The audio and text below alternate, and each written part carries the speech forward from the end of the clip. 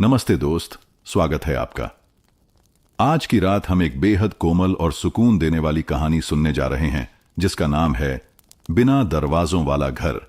यह सिर्फ एक कहानी नहीं, ये उन दिनों की याद है जब जिंदगी की सबसे बड़ी खुशी सादगी में छुपी होती थी। जैसे जैसे आप इस कहानी में डूबते जाएंगे, आपकी थकी हुई आंखें धीरे धीरे भारी होने लगेंगी और दिल एक अनकही सी राहत महसूस करेगा।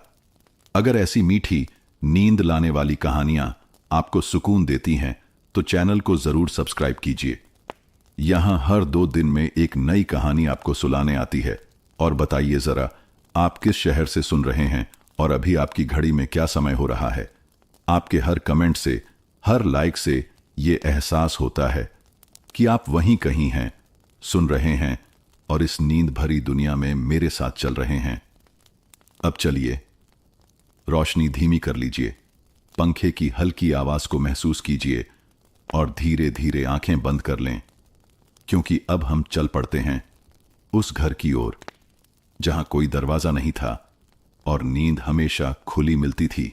धवलपुर एक ऐसा कस्बा था जो मानो समय की रफ्तार से थोड़ा पीछे चल रहा था। यहां सुबहें धीरे खुलती थीं, दोपहरें नीम की छांव में ठहर जाती थीं और शामें पीले बल्बों की रोशनी में पुरानी कहानियां सुनाती थीं।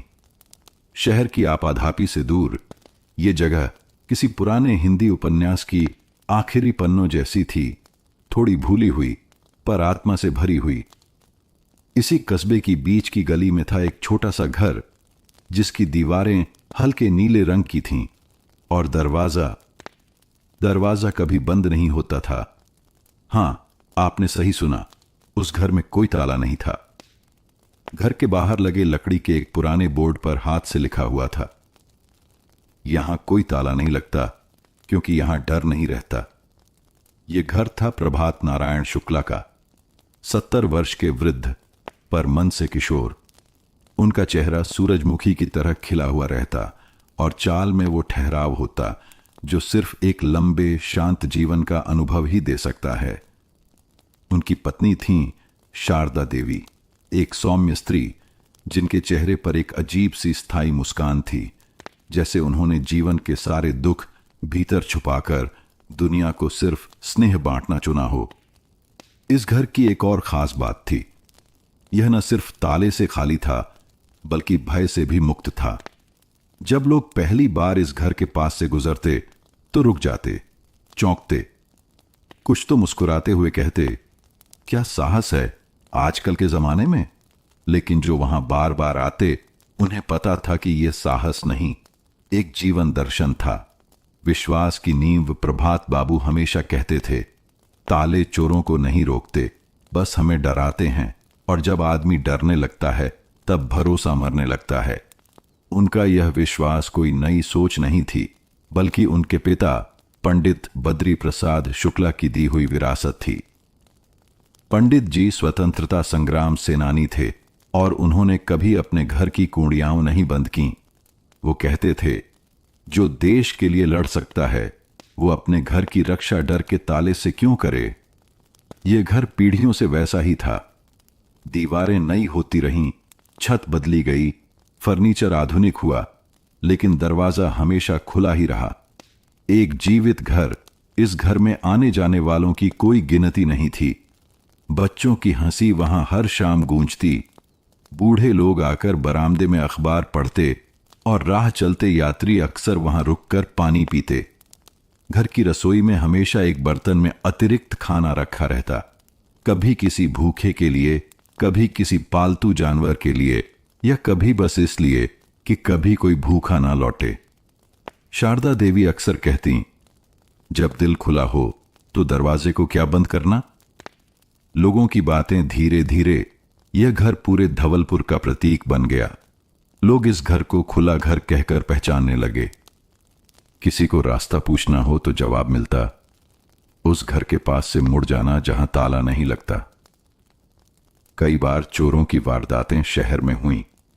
लोगों ने प्रभात बाबू से कहा, कुछ दिन तो ताला लगा लीजिए, जमाना अच्छा नहीं। लेकिन वह मुस्कुराते और जवाब देते, अगर मुझे हर किसी पर शक करना पड़े तो जीने से बेहतर है मर जाना। शांति की सुबह, हर सुबह प्रभात बाबू अपने पुराने रेडियो पर राग भैरव बजाते हुए तुलसी के पौधे में पानी देते। शारदा देवी तुलसी पर जल चढ़ाकर हाथ जोड़ती और बरामदे में बैठ जाती। कभी कभी दोनों की बातचीत बहुत साधारण होती, जैसे आज चिड़ियाओं देर से आईं, लगता है बारिश होगी, या पिछली बार रामू का बेटा जो आया था अब बड़ा हो गया होगा, आवाज भारी हो गई थी उसकी। उनकी बातें साधारण थीं, पर उनका जीवन असाधारण। एक धीमी आहट पर जीवन जब बहुत शांत होता है तो जैसे कहीं कोई करवट लेता है। एक अजीब सी हवा बहती है जो कहती है कुछ बदलने वाला है। प्रभात बाबू को वो हवा महसूस हुई थी। एक शाम जब वो बरामदे में बैठे थे, उन्होंने देखा सड़क से एक अजनबी लड़का 2 बार उसी घर के सामने से गुजरा। उसकी चाल धीमी थी, आंखें चौकन्नी, और चेहरे पर वो बेचैनी थी जो शायद भूख, डर और अपराध बोध के मेल से पैदा होती है। प्रभात बाबू ने उसे गौर से देखा, लेकिन कुछ नहीं कहा। शायद उन्हें कुछ महसूस हुआ था। वो सुबह धवलपुर की किसी भी और सुबह जैसी नहीं थी। न चिड़ियों की चहचहाहट पहले जैसी थी, न तुलसी पर जल चढ़ाते शारदा देवी के चेहरे की मुस्कान। मानो हवा में कोई खामोश बोझ लटक रहा हो और सूरज भी आज जल्दी छिप जाना चाहता हो। जब प्रभात बाबू की नींद खुली तो बरामदे में चाय की महक नहीं थी। शारदा देवी रसोई में नहीं थीं। कमरे में सन्नाटा था, बेहद अस्वाभाविक, जैसे कोई अचानक सारी ध्वनियां खींच ले गया हो। उन्होंने उठते हुए आवाज लगाई, शारदा, चाय नहीं बनी? कोई जवाब नहीं आया। उन्हें कुछ अजीब सा लगा।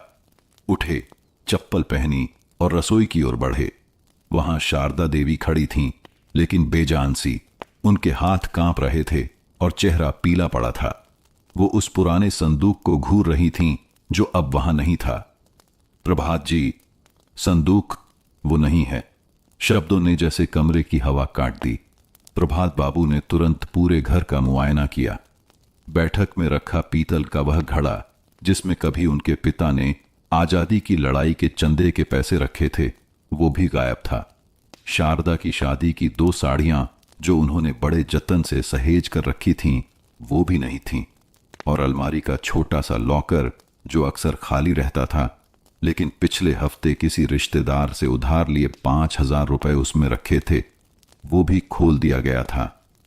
गली की चुप्पी धीरे धीरे यह खबर मोहल्ले में फैल गई।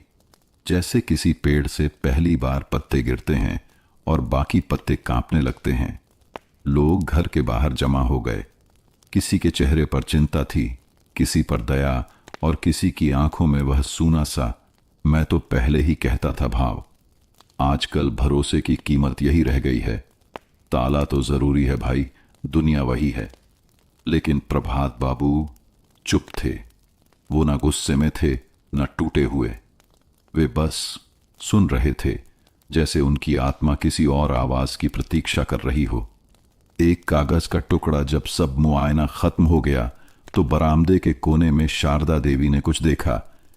एक कागज आधा मुड़ा हुआ, नीले स्याही से लिखा, बरामदे के फर्श पर सीढ़ियों के पास पड़ा था।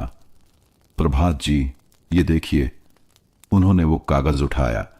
पेपर पतला था, थोड़ी गंध भी थी, जैसे किसी भीगे हुए कमरे से आया हो। लिखा था, मैं चोर हूं, लेकिन यह पहला घर था जहां मैं दरवाजा नहीं तोड़ सका, क्योंकि वह पहले से खुला था। मैं ले गया सामान, पर छोड़ आया आत्मग्लानि। आपने मुझ पर भरोसा किया और मैंने उसे तोड़ दिया। लेकिन यकीन मानिए, इस घर ने मुझे बदल दिया है। हो सकता है मैं वापस आऊं, कुछ लौटाने या खुद को। एक अजनबी। पूरा मोहल्ला चुप था, जैसे कोई आंधी आई थी और सब कुछ उड़ा नहीं, बल्कि कुछ बहुत गहरे बैठा गई हो। प्रभात बाबू ने वह चिट्ठी 2 बार पढ़ी। उनके होंठों पर हल्की सी मुस्कान आई, जो शायद पीड़ा में भी आस्था की झलक थी। शारदा, इस चोरी में कुछ गया है, पर कुछ आया भी है। शारदा देवी ने कोई जवाब नहीं दिया, पर उनकी आंखें गीली थीं। भरोसे की पहली परीक्षा उस रात घर के दरवाजे पर कोई कुंडी नहीं चढ़ाई गई। मोहल्ले में कई घरों ने नए ताले खरीद लिए, खिड़कियों पर जाली लगवा ली और कुछ ने सीसीटीवी लगाने की बात शुरू की। लेकिन उस घर में सब पहले जैसा ही रहा। प्रभात बाबू ने फिर से तुलसी को जल दिया, शारदा देवी ने फिर वही बरामदे वाला आसन लिया और बच्चों के लिए पानी की बाल्टी अब भी वहीं रखी जाती रही। पर अब एक चीज बदल गई थी, वो चिट्ठी। वो चिट्ठी अब बरामदे की दीवार पर एक फ्रेम में टंगी थी, जैसे कोई शपथ पत्र हो, जैसे कोई आईना जो इंसान को उसका चेहरा दिखा दे। चिट्ठी जाने किस हाथ से लिखी गई थी, पर उसके शब्द सीधे दिल में उतर गए थे। उस दिन के बाद प्रभात बाबू रोज सुबह चिट्ठी के पास कुछ देर बैठते, जैसे किसी मौन संवाद में लिप्त हों, जिसे कोई और न समझे, बस एक बूढ़ा और उसकी आस्था। शारदा देवी कभी कभी उनसे पूछती, क्या आपको सच में लगता है वो लौटेगा? वो मुस्कुराते हुए कहते, जिस दिल में अपराध बोध जन्म ले लेता है वो कभी चैन से नहीं रह सकता। लौटेगा या खुद से भागता रहेगा। वो कौन था? उस अजनबी के बारे में कोई कुछ नहीं जानता था। पुलिस को सूचना देने की बात उठी, पर प्रभात बाबू ने इनकार कर दिया। अगर उसे सजा देने से बेहतर है उसे बदलने देना, तो मैं दूसरी राह चुनता हूं। मोहल्ले वालों ने इसे पागलपन कहा, पर धवलपुर में यह पहला पागलपन नहीं था। पहले भी बहुतों ने कहा था, इस घर का ताला न लगाना मूर्खता है, लेकिन शायद कुछ मूर्खताएं ही समाज की नींव बदल देती हैं। चोर की रात अब दृश्य बदलता है। चलिए उस तरफ चलते हैं जहां से चिट्ठी आई थी। एक तंग सी गली में रेलवे लाइन के पार टूटी हुई छत के नीचे एक लड़का बैठा था। नाम अर्जुन, उम्र लगभग 21 वर्ष। चेहरा झुलसा हुआ नहीं था, पर थका हुआ जरूर था। आंखें डरी हुई थीं, पर अब उनमें कुछ नया था, झिंक। उसने चोरी से जो रुपए लिए थे उनमें से आधे तो उसने फेंक दिए थे एक गटर में, बाकी उसके पास थे, पर वो उन्हें छू भी नहीं रहा था, जैसे वो अब अपने हाथों से डरने लगा हो। उसने खुद से कहा, मैंने कभी नहीं सोचा था कि कोई मुझ पर भरोसा करेगा। मुझे आदत थी बंद दरवाजों की, ताले तोड़ने की, पर वो घर, उसने मुझे चौंका दिया।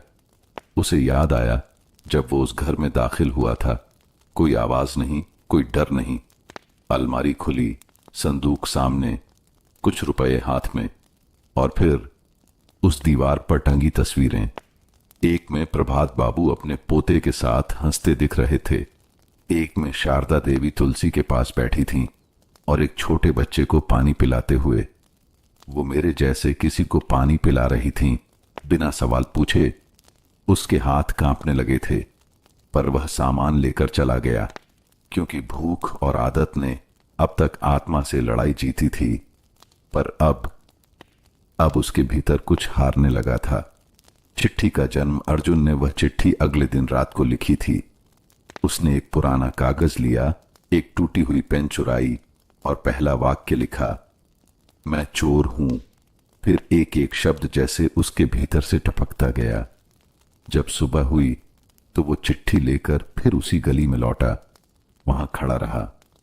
दूर से देखा कि घर के बुजुर्ग तुलसी को जल दे रहे हैं। उसने चुपचाप आकर चिट्ठी रख दी और चला गया।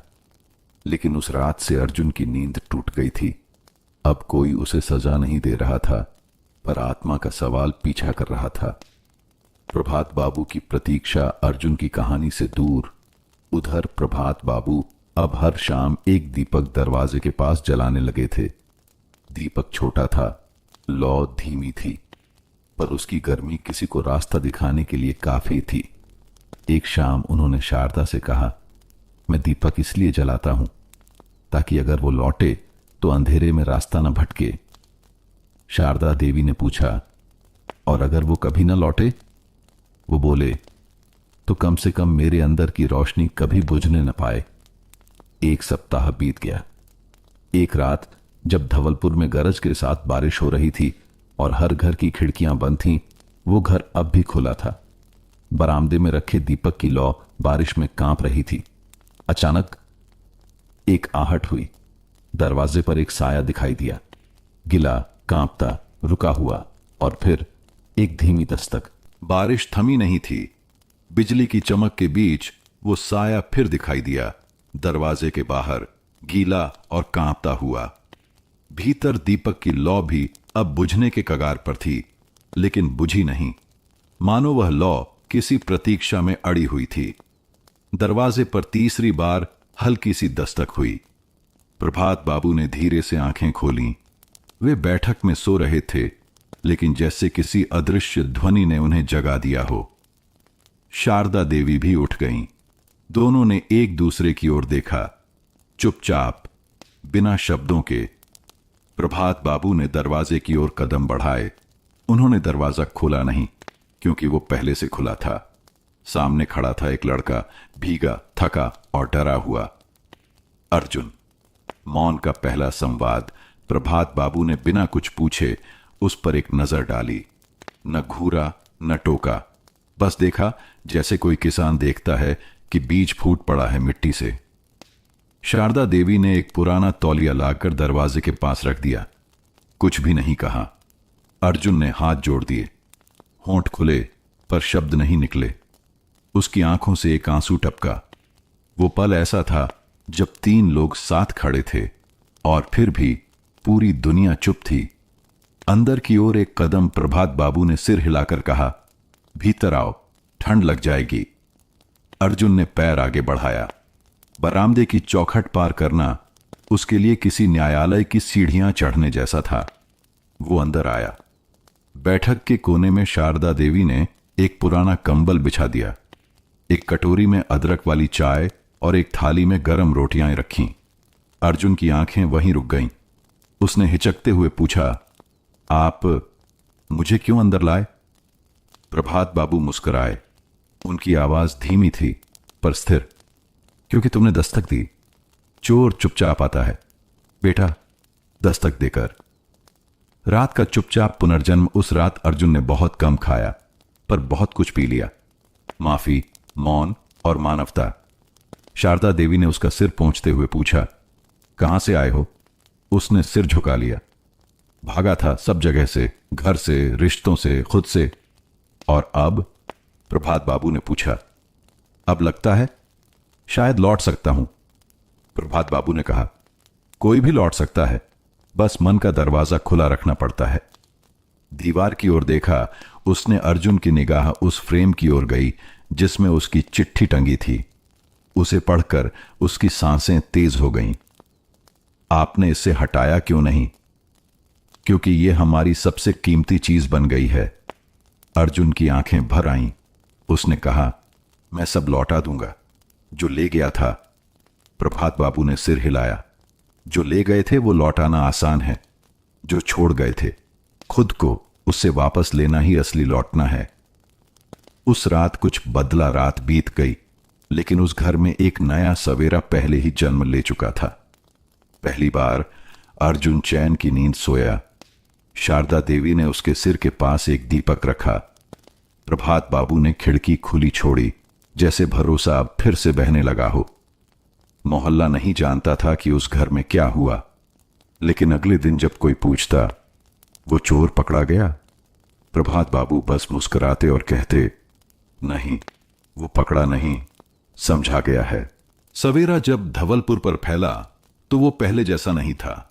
सूरज वैसे ही उगा, चिड़ियां वैसे ही चहचहाएं, लेकिन प्रभात बाबू के घर के बरामदे में एक नई चप्पल रखी थी, थोड़ी पुरानी, थोड़ी घिसी हुई, और वह संकेत था कि कोई नया आया है और अब कहीं नहीं जाएगा।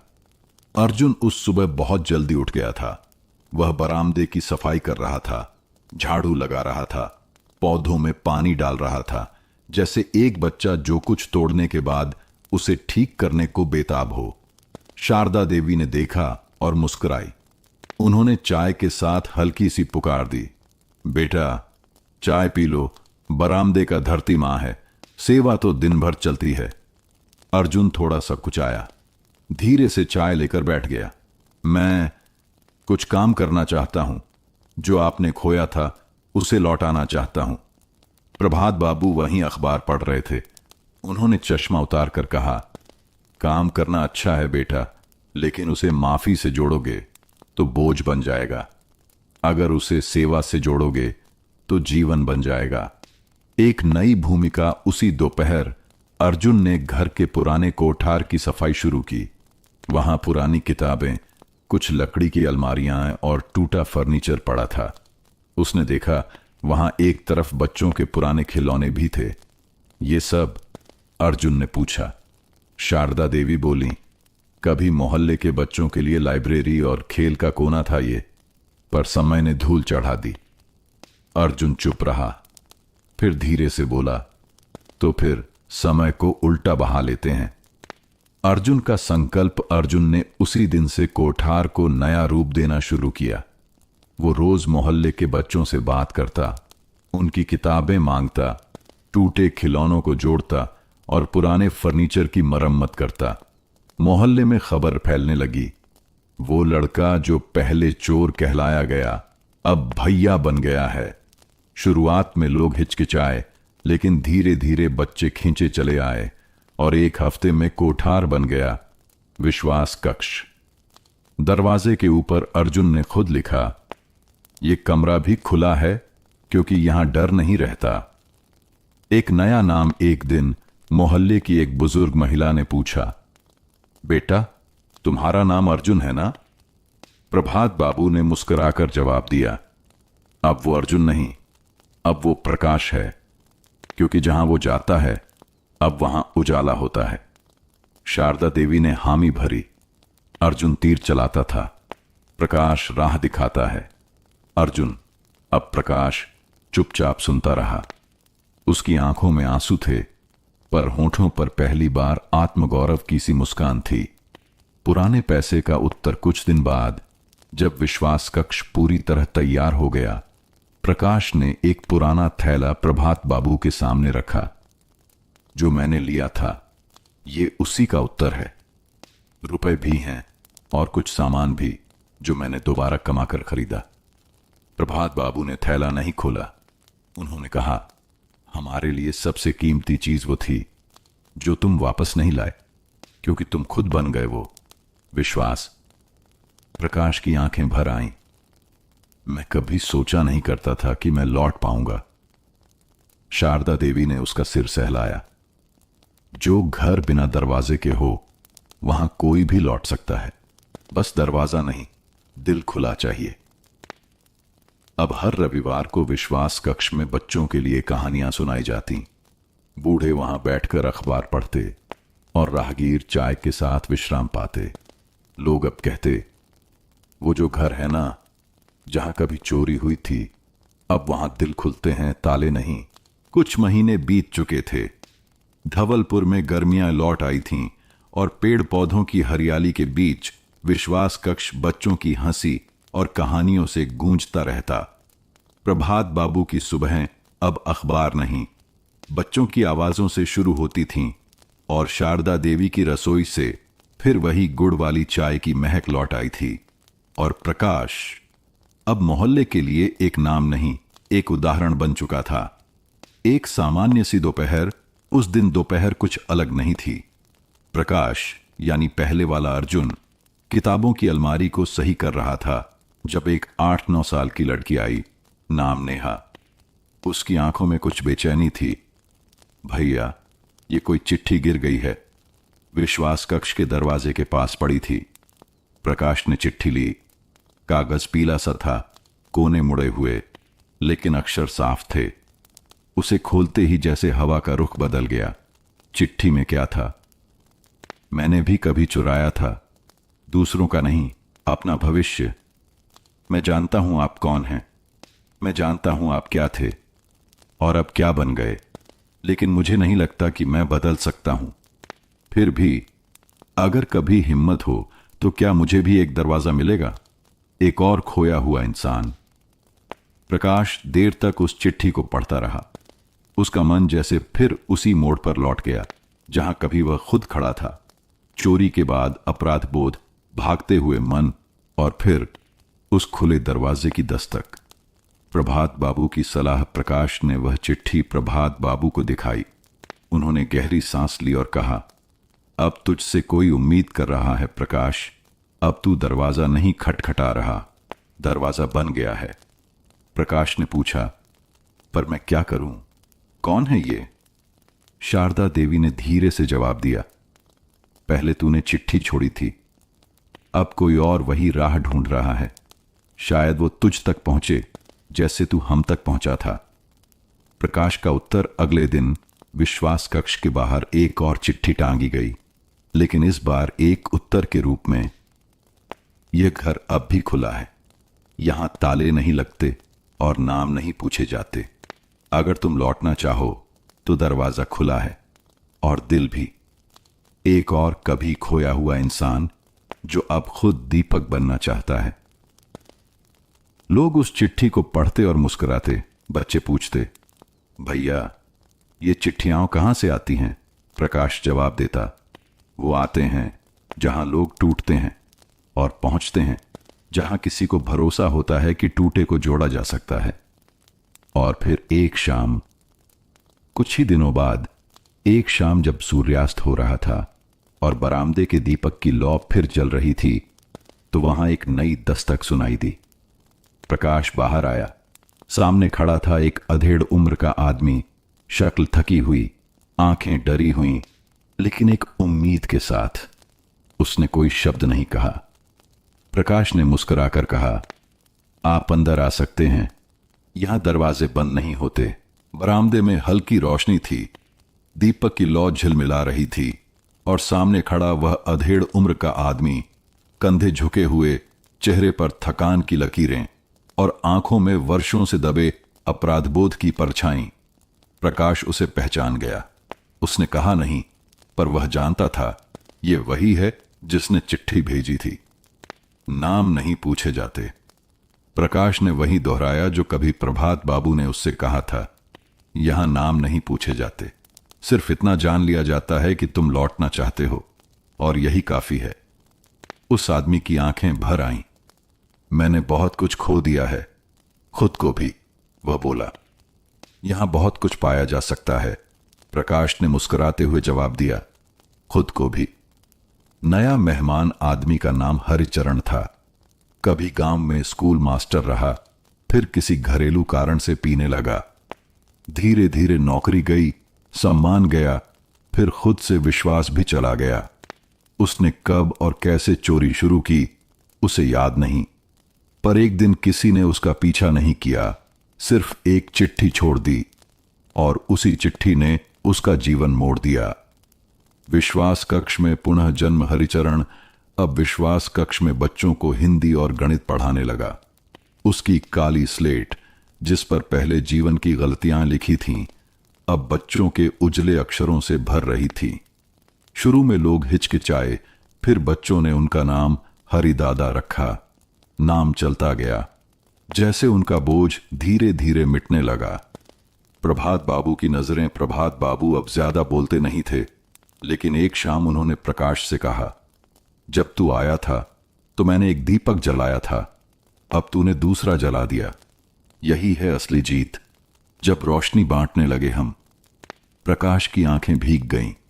वह चुपचाप उस पुराने दीपक के पास बैठ गया और हरिचरण को मुस्कुराते देखा, जो बच्चों के साथ गिनती की कविता दोहरा रहे थे। एक था राजा, एक थी रानी, दोनों में थी बात पुरानी, लेकिन इस बार वह कविता नहीं, जीवन की नई शुरुआत लग रही थी। दीवार पर नया लेख। विश्वास कक्ष की दीवार पर हरिचरण ने खुद अपने हाथ से कुछ लिखा। हर वो व्यक्ति जो गलतियां करता है, एक दरवाजा ढूंढ रहा होता है, हम वही दरवाजा बन सकते हैं। रात को एक दीपक और जला। उस रात घर के सामने एक और दीपक जलाया गया। प्रकाश ने देखा, बाहर रास्ते पर एक छोटा बच्चा रुका, उसकी मां का हाथ पकड़े। उसने दीपक की ओर देखा और पूछा, मां, ये घर कभी बंद नहीं होता क्या? मां ने जवाब दिया, नहीं बेटा, ये घर कभी बंद नहीं होता। गांव में एक पुराना नियम था, जब भी कोई अपना अंतिम समय महसूस करता, वह एक चिट्ठी छोड़ जाता। पर प्रभात बाबू कभी कोई चिट्ठी नहीं लिखते थे। उनका मानना था, शब्दों से ज्यादा काम बोलता है। लेकिन अब समय उनके पास धीरे धीरे फिसलता जा रहा था। धीमी होती सांसें सर्दियों की एक रात थी। प्रभात बाबू लकड़ी की कुर्सी पर बैठे थे। कमजोर शरीर, लेकिन आंखें अब भी वैसी ही चमकदार, जैसे समय को पहचानने वाली हो। प्रकाश उनके पास बैठा था, हरिचरण जमीन पर। बेटा, मैंने जीवन में एक ही ताला देखा है, डर का ताला। और जब तक वो खुलता नहीं, दरवाजे कोई मायने नहीं रखते। प्रकाश कुछ कहने ही वाला था कि उन्होंने अपनी जेब से एक मुड़ी तुड़ी चिट्ठी निकाली। पुराने पीले कागज पर लिखा था, विश्वास की विरासत। चिट्ठी का पाठ उन्होंने कहा, यह मेरी पहली और आखिरी चिट्ठी है। जब मैं नहीं रहूं, इसे पढ़ना सबके सामने। उस रात प्रभात बाबू गहरी नींद में चले गए और फिर कभी नहीं जागे। अगली सुबह सारा गांव इकट्ठा हुआ।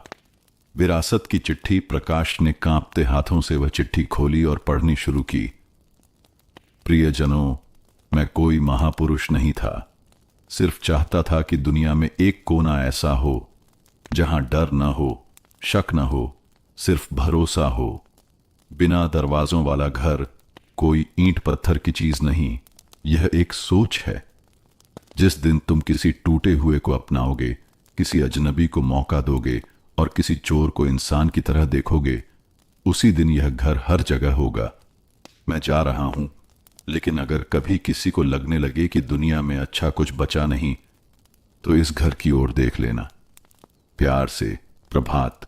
सिर्फ एक और दीपक। उस शाम जब अंतिम संस्कार हुआ तो गांव भर में किसी ने रोशनी नहीं बुझाई।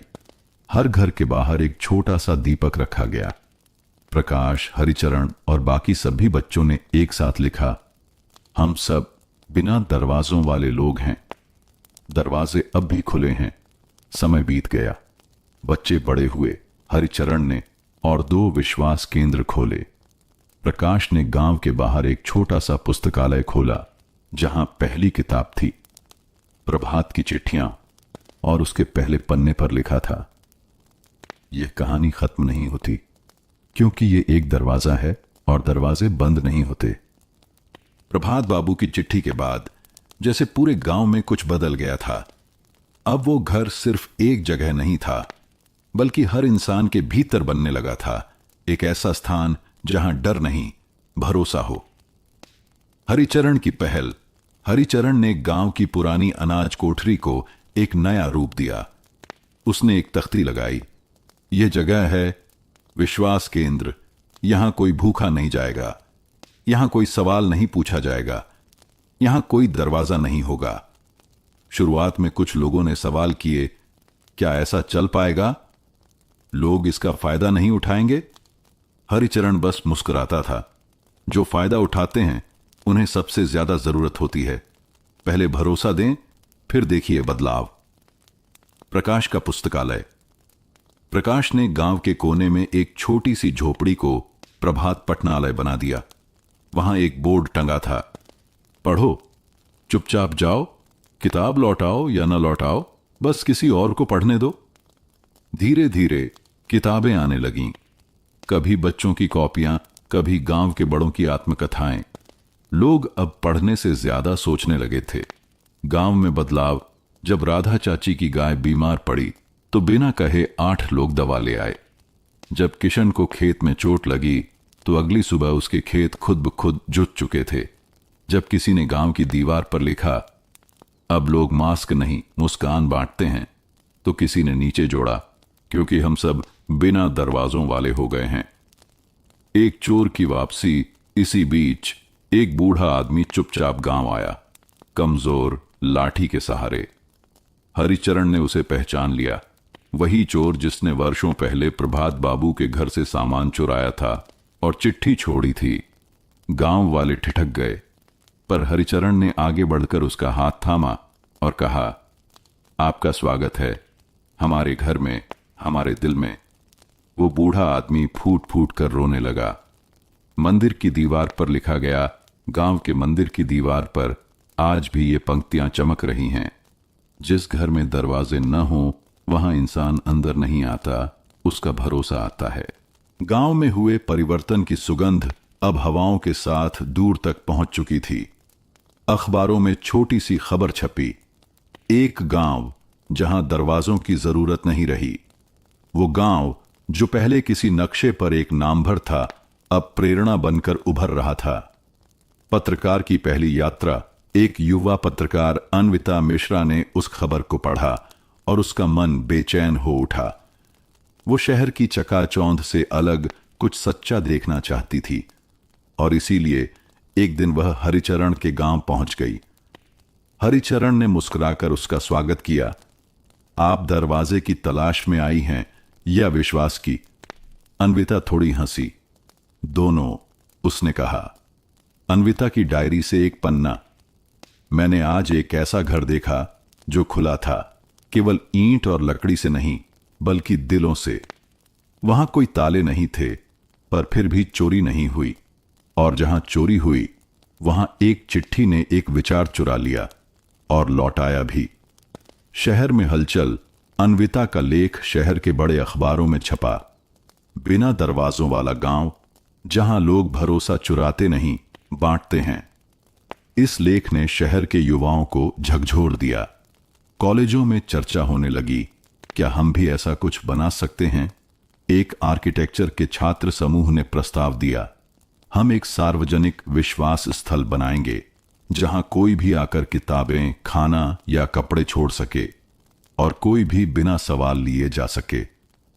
हरिचरण को बुलावा। कुछ महीनों बाद हरिचरण को एक विश्वविद्यालय से बुलावा आया। आइए, अपने विचार बताइए, लोग सुनना चाहते हैं। पहली बार उसने गांव से बाहर कदम रखा। लाखों की भीड़, तेज लाइट्स, कैमरे, पर जब वह मंच पर गया तो वहीं पुरानी मुस्कान। मैं कोई बड़ा आदमी नहीं, मैं बस एक दरवाजा हटाने वाला हूं। बात जो दिलों में घर कर गई। उसने कहा, अगर हम दरवाजे हटाना नहीं सीखेंगे तो दीवारें ऊंची होती जाएंगी, और जब दीवारें ऊंची हो जाती हैं तो इंसान बौना रह जाता है। श्रोताओं में सन्नाटा था। फिर तालियां बजीं, ऐसी जो सोच बदल दें। शहर में पहला विश्वास केंद्र। हरिचरण के शब्दों से प्रेरित होकर शहर के एक पार्क में एक छोटा सा कोना बनाया गया। एक छायादार बेंच, एक खुली अलमारी, एक बोर्ड, जो चाहिए ले जाओ, जो बचा है छोड़ जाओ। और बस एक नई यात्रा शुरू हो गई। हरिचरण का शहर में पहला कदम। शहर चमक रहा था। बड़ी इमारतें, तेज भागती गाड़ियां और हर चेहरे पर एक अजीब सी हड़बड़ी। हरिचरण एक पुराने झोले में कुछ किताबें और गांव की मिट्टी लेकर आया था। स्टेशन से बाहर निकलते ही उसे एहसास हुआ, यहां लोग एक दूसरे से टकरा जाते हैं पर आंखें नहीं मिलाते। यहां दरवाजे तो बहुत हैं, उसने सोचा, पर सबसे भारी ताले तो रिश्तों में हैं। राहुल, एक टूटे घर का लड़का। हरिचरण की मुलाकात हुई राहुल से। एक 16 वर्षीय लड़का जो हर रोज स्कूल से लौटकर एक चाय की दुकान पर बैठता था। हरिचरण ने पूछा, घर क्यों नहीं जाते? राहुल ने बिना देखे कहा, घर है पर माँ पापा एक दूसरे से बात नहीं करते, दीवारों में दरारें हैं और मन में भी। हरिचरण चुप रहा, फिर धीरे से पूछा, क्या कभी दरार में दीपक जलाया है? राहुल चौंका, क्या मतलब? जहां टूटन हो वहीं से रोशनी आती है, अगर हम वहां स्नेह रख दें। एक छोटा प्रयोग। हरिचरण ने राहुल को कुछ छोटे सुझाव दिए। एक कागज पर मां के लिए एक पंक्ति लिखो। आपको देखा तो सुबह की चाय जैसी गर्माहट याद आ गई। पापा के लिए एक छोटी चिट्ठी, आपके बिना ये घर खामोश लगता है। राहुल ने हिचकते हुए वो चिट्ठियां दरवाजे के नीचे से सरका दी। परिणाम, धीरे धीरे कुछ दिन तक कुछ नहीं बदला। फिर एक दिन राहुल ने देखा, टेबल पर चुपचाप एक किताब रखी थी जिस पर लिखा था, तुम्हारे लिए मां। और उस रात पापा ने कहा, चाय पिएगा बेटा? राहुल की आंखें नम थीं। हरिचरण के शब्द जैसे दीवारों के भीतर पहुंच गए थे। विश्वास की दरार से उजाला। हरिचरण ने उस मोहल्ले में एक दीवार चुनी जहां लोग अक्सर शिकायतें चिपकाया करते थे। उसने उसी दीवार पर लिखा, अगर कोई रिश्ता टूटा हो तो उसकी दरार में एक फूल रख देना। धीरे धीरे वहां रंग बिरंगे कागजी फूल लगने लगे। हर फूल के साथ एक छोटी चिट्ठी होती, माफ कर दिया, अब तुम्हारी याद मुस्कुराती है, चलो फिर से दोस्त बन जाए।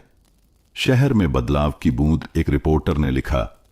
एक गांव से आए बुजुर्ग ने शहर में भी एक बिना दरवाजों वाली जगह बना दी, दिलों में। हरिचरण खुद चुपचाप चल रहा था। एक नया मोहल्ला, एक नया दिल और एक और टूटी जगह। गांव की खामोश रात। गांव के लोग अब भी उस चोरी को नहीं भूले थे। घर अब भी खुला था, पर अब हर कोई जरा सतर्क रहता था। तभी एक रात एक पुरानी साइकिल की आवाज आई, धूल उड़ती हुई, टायर चरमराते हुए, और फिर वही दरवाजा जो कभी बंद न हुआ, धीरे से चर्र की आवाज करता हुआ खुला। हरिचरण दरवाजे पर हरिचरण बाहर निकले और साय को देखा। एक दुबला पतला युवक, चेहरे पर थकान थी, आंखों में पश्चाताप, पैरों में टूटी हुई चप्पलें और पीठ पर एक खाली बोरी। हरिचरण ने पहचान लिया, वही लड़का था जिसने चिट्ठी छोड़ी थी। गांव में एक बार फिर सन्नाटा फैल गया। लोग खिड़कियों से झांकने लगे। हरिचरण की आंखों में सवाल नहीं था। हरिचरण ने केवल पूछा, थक गए हो? लड़का कांपती आवाज में बोला, हां, बहुत। हरिचरण ने दरवाजा पूरी तरह खोल दिया, जैसे कहना हो अब भी कोई ताला नहीं लगा। एक सभा बोली। अगले दिन गांव में पंचायत बुलाई गई। सबका मन भारी था, डर, गुस्सा, असहायता। लेकिन हरिचरण ने सभी से कहा, इसने चोर की तरह लिया, लेकिन एक इंसान की तरह लौट आया है। अगर हम इसका स्वागत न करें तो हम उस घर जैसे नहीं रहेंगे जो बिना दरवाजे के बना था। लड़के की सच्चाई उस युवक ने आंखों में आंसू ली कहा, मैंने वह सब कुछ लिया जो हाथ आया, पर चिट्ठी में जो आपने लिखा था, विश्वास कोई ताला नहीं, एक प्रकाश है, वो मुझे अंदर से तोड़ गई। मैं हर शहर में भागा, पर आपके शब्दों से नहीं भाग सका। गांव की प्रतिक्रिया। एक बुजुर्ग उठे, बोले, तूने गलती की, हां, पर तुझ में लौट आने की हिम्मत थी। तेरा स्वागत है, लेकिन अब तुझसे एक वादा चाहिए। युवक ने सिर झुका लिया। मैं यहीं रहूंगा, काम करूंगा और यह भरोसा लौटाऊंगा। उसका नाम? हरिचरण ने मुस्कुराकर पूछा। तुम्हारा नाम क्या है बेटे?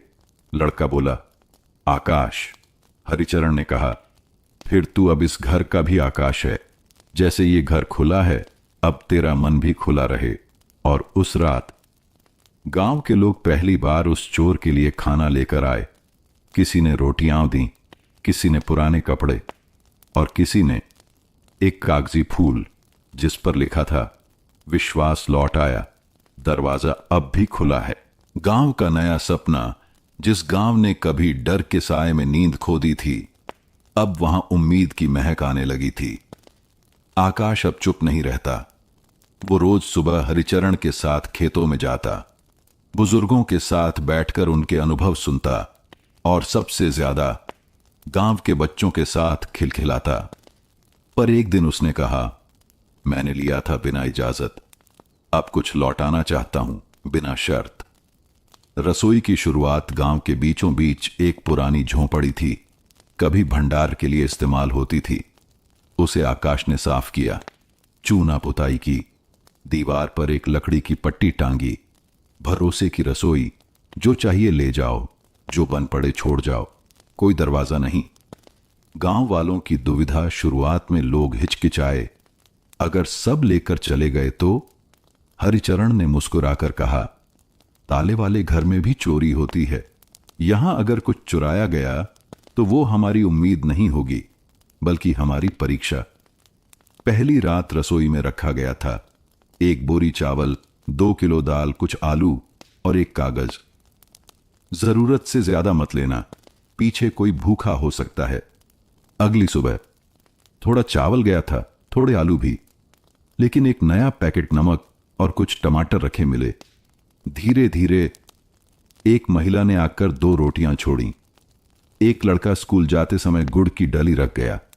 एक बुजुर्ग ने अपनी पेंशन से चाय पत्तियां दान की और वो रसोई चल पड़ी। बिना ताले, बिना चौकीदार। एक दिन एक खत, एक महिला ने एक नोट छोड़ा। मैं विधवा हूं, 2 बच्चे हैं। कभी लगता था दुनिया पत्थर है। इस रसोई से सिर्फ खाना नहीं, मैंने भरोसा पाया है। हरिचरण ने वो पंक्तियां गांव की चौपाल पर पढ़ी। लोग खड़े हुए, नारे नहीं, सिर्फ मौन सम्मान में।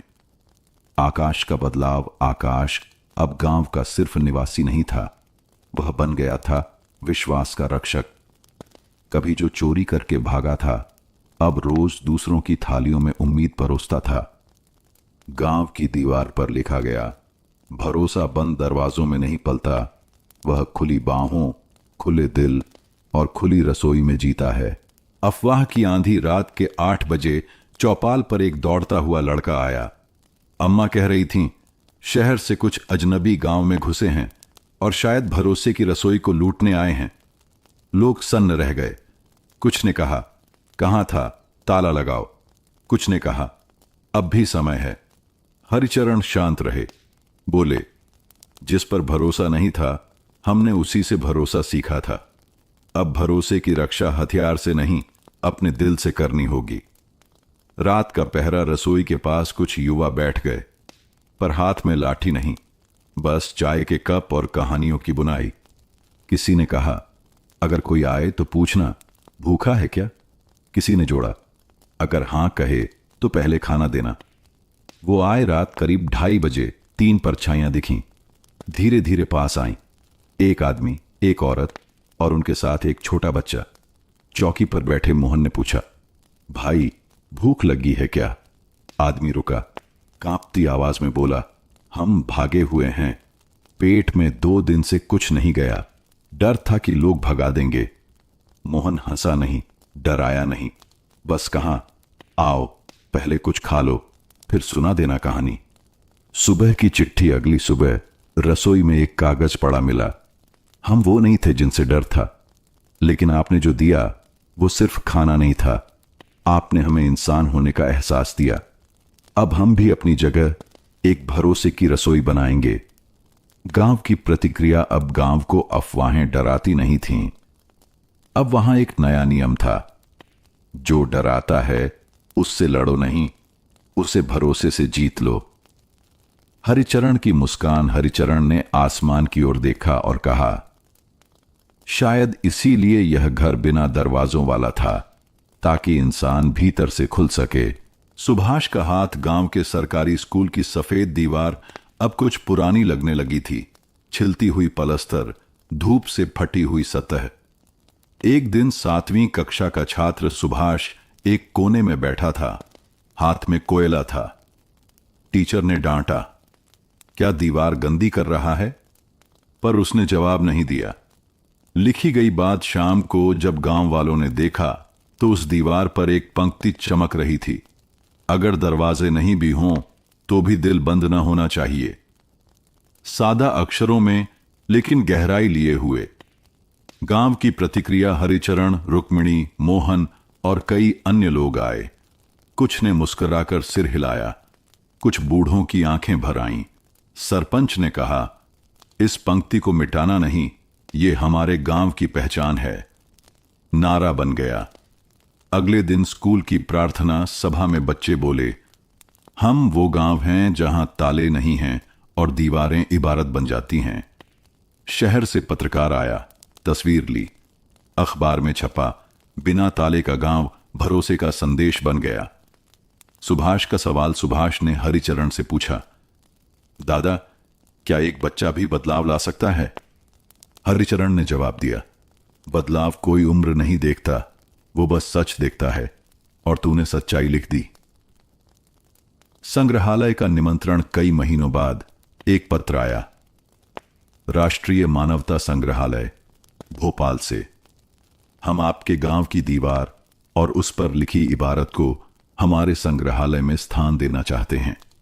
हरिचरण की प्रतिक्रिया। हरिचरण मुस्कुराए, हमें दीवार भेजने की जरूरत नहीं, हम वो भावना भेजेंगे जो हर दीवार को खुली किताब बना दे। गर्मी की एक दोपहर। 5 साल बीत चुके थे। गांव अब राज्य में मिसाल बन चुका था।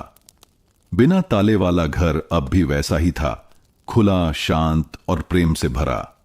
एक दोपहर जब रसोई में कुछ महिलाएं चावल धो रही थीं, एक अजनबी आदमी आकर चौखट पर खड़ा हो गया। चेहरा थका हुआ, कपड़े पुराने, आंखें झुकी हुईं। उसकी चुप्पी मोहन ने उसे देखा पर पहचाना नहीं। पूछा, कहिए भैया, कुछ चाहिए? वो कुछ देर चुप रहा, फिर धीरे से बोला, मैं वो आदमी हूं जो 5 साल पहले यहां से चोरी कर गया था और एक चिट्ठी छोड़ गया था। रसोई की शांति कुछ क्षण के लिए एक सन्नाटा छा गया। फिर रसोई की सबसे बुजुर्ग अम्मा ने कहा, अगर भूख लगी हो तो पहले खाना खा लो, सजा की बात बाद में करेंगे। उसकी आंखें भर आईं। वो जमीन पर बैठ गया, जैसे वर्षों का बोझ उतर गया हो। हरिचरण से भेंट हरिचरण आए, उसे देखा, पहचान लिया। बिना क्रोध, बिना तिरस्कार पूछा, अब क्या लेने आए हो बेटा? उसने कहा, कुछ भी नहीं, बस लौट आया हूं ये कहने कि आपकी मानवता ने मेरी जिंदगी बदल दी। उसकी कहानी उसने बताया। जिस पैसे से मैं भागा था वो 2 दिन में खत्म हो गया, पर आपकी चिट्ठी ने मेरा पीछा नहीं छोड़ा। हर जगह जाकर मैंने काम मांगा, लोगों से सच कहा। मैं चोर हूं, लेकिन बदलना चाहता हूं, और कुछ जगहों पर मुझे स्वीकार कर लिया गया। अब वो एक एनजीओ में काम करता था। भूखे बच्चों को खाना खिलाने का काम करता हूं। गांव की सभा रात को चौपाल में सभा हुई। गांव वालों ने सुना उसकी बातें, उसकी आंखें, उसकी शर्म। किसी ने दंड नहीं मांगा, बल्कि मोहन ने कहा, जो लौट आए उसे बाहों में भरना ही तो सच्चा भरोसा है। नई शुरुआत अगले दिन उसने भरोसे की रसोई में स्वयं सेवक बनने की इच्छा जताई। हरिचरण ने कहा, हम तुझे माफ नहीं कर रहे, तुझे स्वीकार कर रहे हैं, और यही माफी से बड़ा होता है।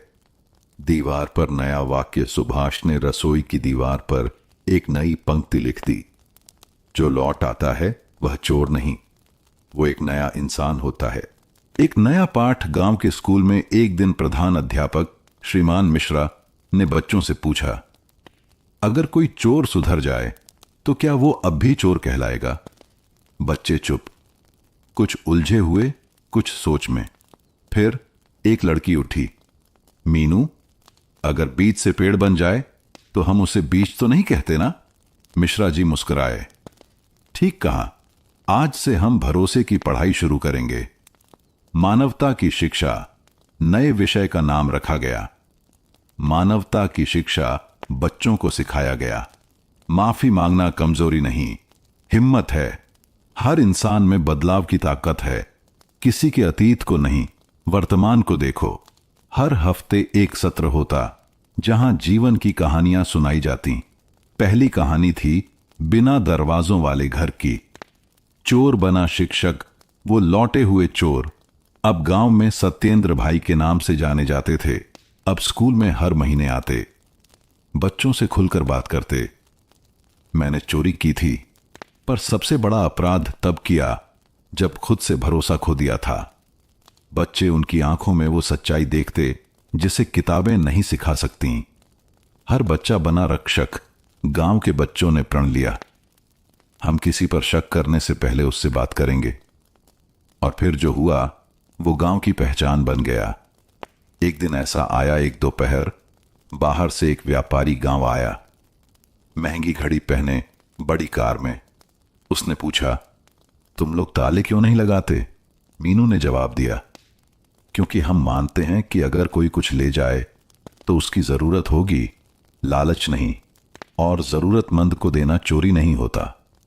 व्यापारी स्तब्ध था, पर ऐसा कहां होता है दुनिया में?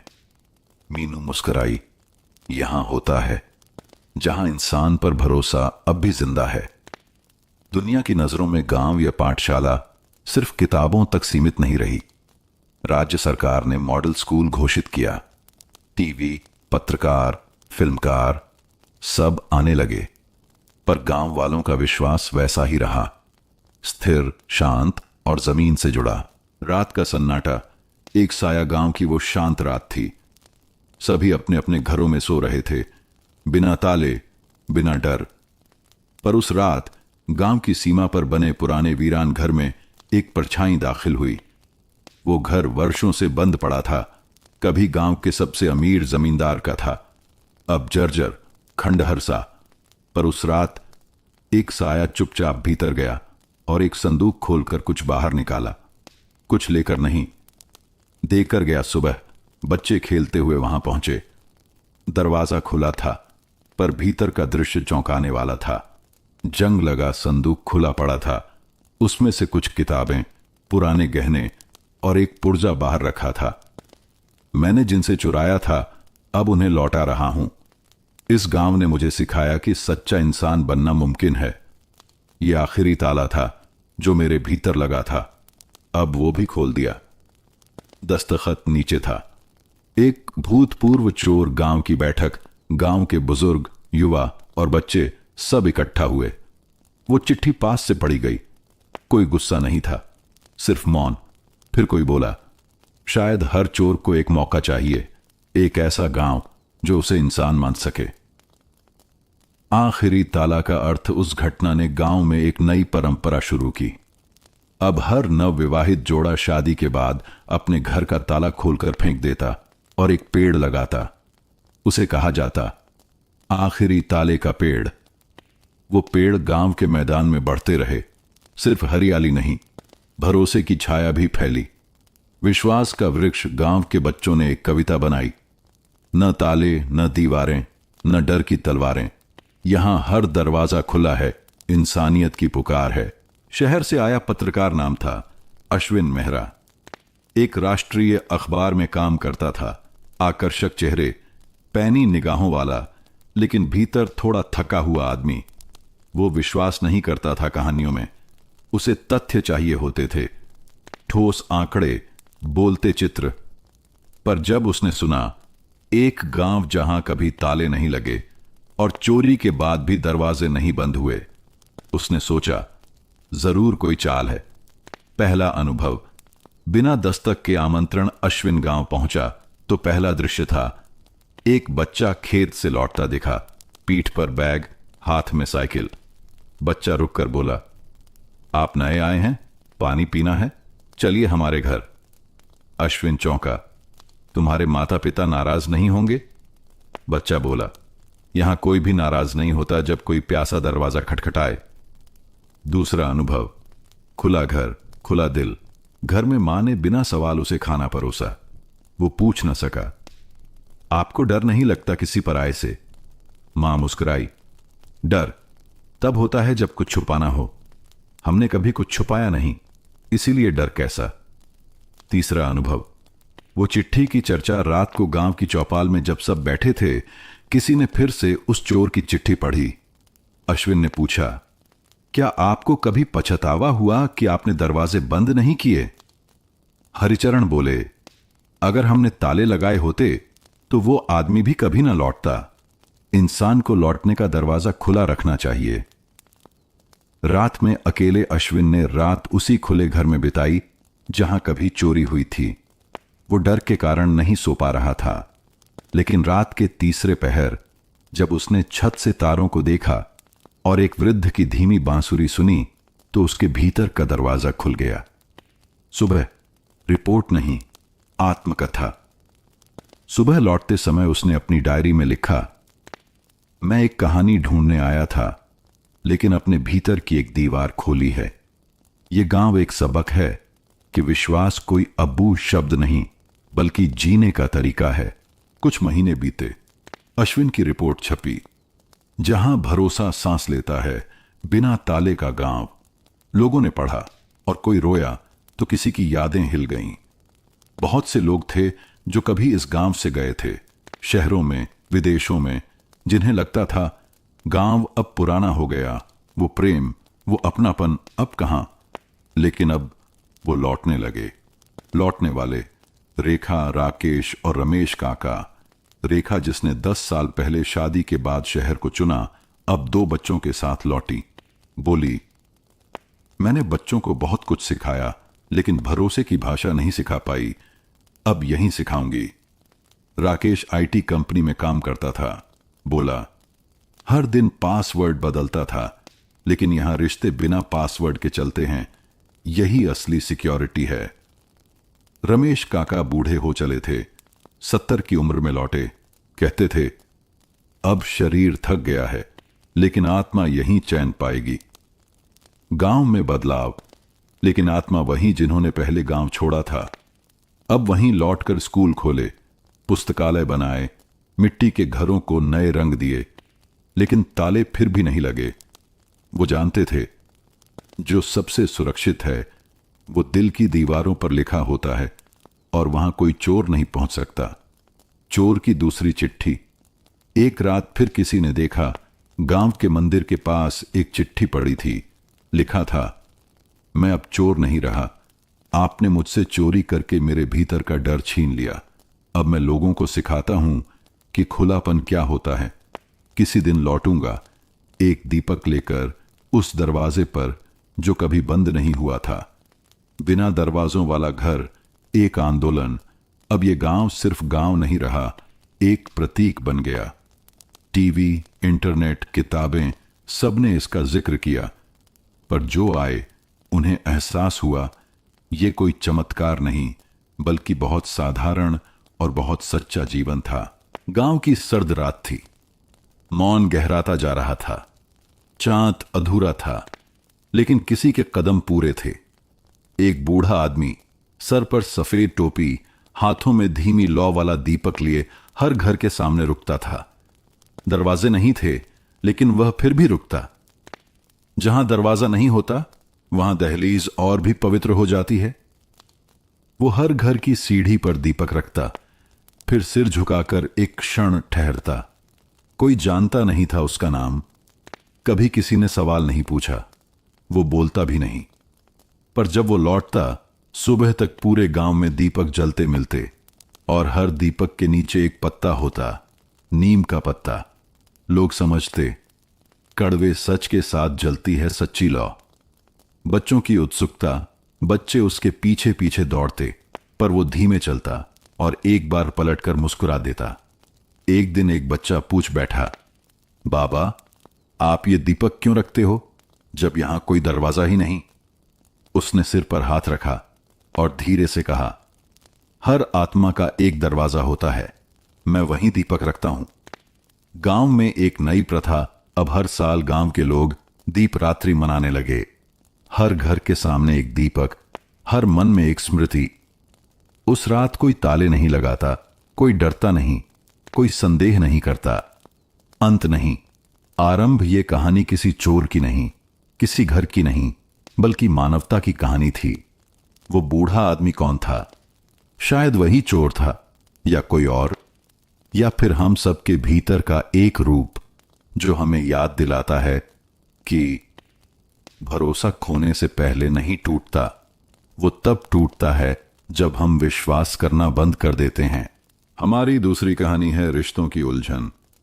बूढ़ी सावित्री देवी की आंखें अब बहुत देर धागा नहीं देख पाती थीं, लेकिन उंगलियां आज भी ऊन के गोले से धागा खींचने में किसी कलाकार की तरह सधी हुई थीं। बरसों से बंद पड़े संदूक को आज उन्होंने खोला था। भीतर रखे पुराने ऊन के गोले, अध बुना एक नीला स्वेटर और एक जोड़ी बुनाई की सुइयां झूठी मुस्कान के साथ उनके सामने आ गए। नीला रंग उसे पसंद था, उन्होंने खुद से कहा, फिर गहरी सांस लेते हुए बुनाई शुरू कर दी। हर फंदा, हर गांठ एक चुप्पी थी जो बरसों पहले उनके और बेटे नरेंद्र के बीच आ खड़ी हुई थी। वो चुप्पी आज भी ताजी थी, जैसे कल ही कुछ टूटा हो। बरामदे में बैठे हुए वो बुनती गईं। रेडियो धीमी आवाज में पुराने गीत बजा रहा था, लेकिन अंदर कहीं एक आवाज गूंज रही थी जो नरेंद्र की थी। 7 साल से न सुनी गई, न बोली गई। मां, तुम्हें हर बात में टांग अड़ाने की जरूरत नहीं है, मैं अब बच्चा नहीं हूं। यही आखिरी वाक्य था जो घर छोड़ते वक्त उसने कहा था। सावित्री के हाथ कांपने लगे, सुई से एक फंदा छूट गया। लेकिन आज, सालों बाद, वो फिर से उसी अधूरे स्वेटर को पूरा करने बैठी थीं। क्यों? क्योंकि मन के भीतर एक गांठ तब तक नहीं खुलती जब तक ऊन के धागे से रिश्ता न बुन लिया जाए। बरसात की नमी से पुराना कमरा थोड़ा सीलन से भर गया था। दीवारों पर लगे काले धब्बे जैसे समय के साथ उग आए हों। हर एक में एक कहानी, एक मौन संवाद छिपा था। सावित्री देवी ने अपनी साड़ी के पल्लू से सुई को साफ किया और धागा फिर से चढ़ाया। पहला फंदा, पहली गांठ। यही गांठ थी जब नरेंद्र पहली बार बिना पूछे कॉलेज की फीस भरने के लिए पिताजी की जमा पूंजी से पैसे निकाल लाया था। उन्होंने डांटा नहीं था उस वक्त, बस नजरें झुका ली थीं। लेकिन उस दिन के बाद उन्होंने पहली बार बुनाई करना छोड़ा था। ऊन का वही गोला जो आज उनके हाथों में था, तब भी अधूरा रह गया था। कभी कभी रिश्ते बातों से नहीं, खामोशियों से उलझते हैं, उन्होंने मन में सोचा। तभी दरवाजे की घंटी बजी। धड़कनें जैसे एक पल को रुक गईं। क्या वो? फिर तुरंत ही ख्याल आया, नहीं, वो नहीं होगा। 7 साल में एक बार भी लौटकर नहीं आया, आज क्यों आएगा? दरवाजा खोला तो पड़ोस की सरला थी, हाथ में सब्जी की टोकरी लिए। अम्मा जी, हल्दी चाहिए थी। और आप फिर बुनाई कर रही हैं? सावित्री ने मुस्कुराकर सिर हिलाया। हां, सोच रही हूं इस बार पूरा कर ही लूं। सरला ने उनकी ओर देखा, फिर नीले ऊन की ओर। ये वही पुराना है ना जो नरेंद्र बाबू के लिए बन रहा था? सावित्री का हाथ रुक गया, गला कुछ कस गया। हां, अब उसकी माप से छोटा होगा शायद, लेकिन फंदों में तो अब भी उसी की गर्मी बसी है। सरला चुप हो गई, कुछ देर बैठी, फिर चली गई। कमरे में फिर वही मौन। सावित्री ने ऊन का गोला उठाया। हर गांठ एक शिकायत है और हर फंदा शायद एक क्षमा। अभी नीला स्वेटर फिर से बुनना शुरू हुआ ही था, और अतीत की परतें भी। सावित्री देवी की छोटी अलमारी में एक छोटा डिब्बा था, पुराने बिस्किट के टिन का डिब्बा, जिसे उन्होंने वर्षों से संभाल कर रखा था। उसमें कुछ अधूरी चिट्ठियां थीं। सभी नरेंद्र के नाम लिखी गई थीं, पर कभी पोस्ट नहीं की गईं। आज जब ऊन की तीसरी कतार शुरू हुई, उनकी नजर उस डिब्बे पर पड़ी। उन्होंने उसे खींचकर पास रखा और ढक्कन खोला। सारे कागज पीले पड़ चुके थे। स्याही कुछ जगहों पर धुंधली हो गई थी, पर शब्द अब भी तीखे थे, जैसे हर अक्षर में अधूरी ममता चुभ रही हो। बेटा नरेंद्र, उस दिन जो तुमने कहा, वो मेरे लिए सिर्फ एक बात नहीं थी, वो एक दीवार थी जो हमारे बीच खड़ी हो गई। पर मां तो दीवारों से प्यार नहीं करती, मां तो दरवाजा ढूंढती है। क्या कभी लौट कर आओगे? मां। सावित्री की आंखें भर आईं। उन्होंने चिट्ठी मोड़कर फिर डिब्बे में रख दी। चिट्ठियों से क्या फर्क पड़ता है जब जवाब कभी नहीं आता। फिर सुई उठाई और चौथी कतार शुरू की। अब ऊन थोड़ा उलझने लगा था, जैसे धागा भी पूछ रहा हो, कितनी देर और खींचोगी यह चुप्पी? सावित्री मुस्कुराई। जितनी देर तक उम्मीद जिंदा है। उसी शाम सरला फिर आई। अम्मा जी, चिट्ठियां लिखी थीं आपने? हां, पर भेजी नहीं। शायद डरती थीं कहीं मेरा लिखा भी उसे और दूर न कर दे। सरला बोली, कभी कभी चुप रहना ज्यादा खतरनाक होता है अम्मा। यह बात सावित्री को चुभ गई, लेकिन सच भी लगा। शायद अब एक नई चिट्ठी लिखनी चाहिए, उन्होंने धीमे से कहा। बरसात थम चुकी थी, मगर हवाओं में घुली मिट्टी की खुशबू अभी भी घर की दीवारों से टकरा रही थी। सावित्री देवी ने चौथा गोला खोल लिया। हल्का स्लेटी रंग, जो नीले स्वेटर के किनारों को गहराई देने वाला था। चूल्हे पर रखी केतली में पानी उबलने लगा। भाप ने कांच की खिड़की पर धुंध का जाल रच दिया, बिल्कुल वैसा ही जाल जैसे रिश्तों में उलझी अनकही बातें। उन्होंने स्लेटी धागे को नीले धागे से जोड़ते हुए पहली पंक्ति डाली, गांठ कसकर बांधी, फिर ठिठक गईं। नई गांठ, नई शुरुआत, उन्होंने खुद से कहा, और मेज पर कागज कलम रखे। एक नई चिट्ठी। प्रिय नरेंद्र, आज मैंने फिर वही स्वेटर बुनना शुरू किया है, जिसे कभी तुम्हारे लिए शुरू किया था। हर फंदे में मैं एक सवाल रखती हूं, तुम कैसे हो? यह स्वेटर पूरा होगा तो क्या तुम इसे पहनोगे? मां। स्याही अभी भीगी थी कि डाकिये की साइकिल की घंटी बज उठी। वे चौंक कर दरवाजे तक गईं। उम्मीद का एक छोटा सा आलोक आंखों में उभरा, पर डाकिया केवल बिजली बिल थमा गया। कागज के उस सफेद लिफाफे ने वैसी ही ठंडी चुप्पी ला दी जैसे बेटे के न आने पर खींच जाती थी। उन्होंने धीमे से बिल मेज पर रख दिया और चिट्ठी को मोड़कर लिफाफे में डाला, पर चिपकाया नहीं। भेजूं या न भेजूं? चुप्पी भेजने से टूटेगी या और बढ़ेगी? सुई फिर चल पड़ी।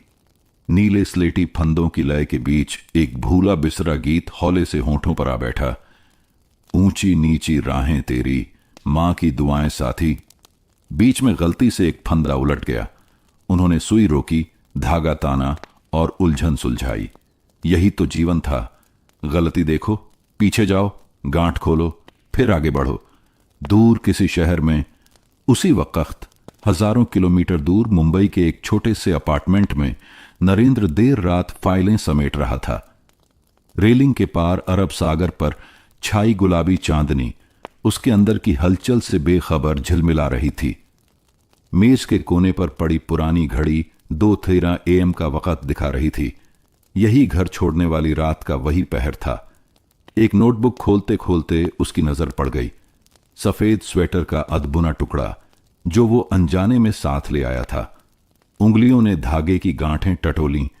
हर गांठ के पीछे मां की गुनगुनाहट, रूठी सांसें सब एक साथ चुभने लगीं। उसने स्वेटर को वापस बंद कर दिया, पर यादें दूर नहीं हटती। एक कॉल करूं? उसने मोबाइल उठाया, पर स्क्रीन पर उभरे नंबर को दबा नहीं पाया। झिझक ने उंगली थाम ली। वापस गांव में नीला स्लेटी पैटर्न अब कलाई तक आ चुका था। सावित्री ने सुई हटा दी और टेबल पर रखी पुरानी एल्बम निकाली। मुस्कुराता बालक नरेंद्र पहली बार स्कूल जाते हुए हाथ हिलाकर टाटा कह रहा था। उस दिन उसने नीली स्वेटर पहनी थी, मां की ही बुनाई। उन्होंने धीरे से तस्वीर सहलाई, फिर आंखें बंद कर लीं। मन ही मन एक प्रार्थना की, मेरे बच्चे को हमेशा गर्माहट मिले, चाहे मेरी बाहें दूर ही क्यों ना हों। खिड़की के बाहर से हवा के साथ मंदिर की आरती की घंटियां सुनाई दी। स्लेटी धागा समाप्त हो चुका था। अब बारी थी अंतिम नीली किनारी की, रिश्ते की आखिरी परत, जहां गांठ नहीं केवल सिलाई होती है। उन्हें लगा अगर यह स्वेटर पूरा हो गया तो शायद चुप्पी भी सिल जाएगी। उन्होंने टेबल लैंप बुझाया, चिट्ठी को लिफाफे में बंद किया और इस बार चिपका दिया। कल सुबह पहली डाक से उनकी हथेलियों ने स्वेटर को सहलाया। फंदों से धीरे धीरे रात की नीरवता झरने लगी। कहीं दूर मोबाइल स्क्रीन पर नरेंद्र की उंगली मां के नाम पर ठहरी रही। समुद्र की लहरों की धीमी गूंज कमरे के सन्नाटे से टकरा रही थी, बिल्कुल वैसे ही जैसे मां बेटे की अनकहा संवाद मनों के सन्नाटे में गूंजता रहता है। रात एक नई गांठ बांधकर सो गई। सुबह की चाय का प्याला हाथ में लिए सावित्री देवी ने दरवाजा खोला तो धूप सीढ़ियों पर बैठी उनींदी आंखों से उन्हें देख रही थी। ऐसा लग रहा था जैसे आंगन भी जान गया हो। आज कुछ बदल रहा है। उन्होंने नीली चिट्ठी उठाई जिसमें हल्की सी गुलाबी साड़ी के रेशे अटक गए थे, जैसे मां की ममता ने भी खुद को उसमें बांध दिया हो। डाकखाने तक की दूरी बहुत ज्यादा नहीं थी, पर उम्र की थकान अब हर कदम को धीमा कर देती थी। फिर भी आज उनका चलना अलग था। हर कदम के नीचे एक हल्की सी उम्मीद थी। सामने वही पुराना डाकखाना, लाल रंग की दीवारें, धूप से झुलसे हुए लकड़ी के खिड़की पल्ले। वहां बैठे बुजुर्ग बाबूजी ने उन्हें पहचान लिया। अरे सावित्री बहन, बरसों बाद आई। सावित्री मुस्कुराई। चिट्ठी भेजनी है बेटे को। बाबूजी ने हाथ बढ़ाया। नाम बताइए। नरेंद्र वर्मा। पता वही है जो पहले दर्ज था, मुंबई वर्सोवा का। उन्होंने कांपते हाथों से लिफाफा आगे बढ़ाया। बाबूजी ने उसे तौलकर टिकट चिपकाया और रजिस्टर में नाम लिखा। कोई जवाब आए तो हम खबर भेजेंगे बहन जी, उन्होंने भरोसा दिलाया। सावित्री ने हल्के सिर हिलाया। जब वापस मुड़ी तो हवा में हल्का सा सुगंध भरा था, जैसे पुराने दिनों की कोई स्मृति फिर से चल पड़ी हो। रास्ते में उन्होंने 2 गुलाब खरीदे, एक खुद के लिए, एक उस दीवार पर रखने के लिए जहां नरेंद्र की तस्वीर लगी थी। मुंबई की हलचल में, उधर मुंबई में नरेंद्र अपने ऑफिस के कैबिन में बैठा था। कंप्यूटर स्क्रीन पर ढेरों ईमेल्स की कतार, रिपोर्ट्स की चिन्हित गिनती और कानों में मैनेजर की निर्देशात्मक आवाजें, सब उसकी दुनिया का हिस्सा बन चुके थे।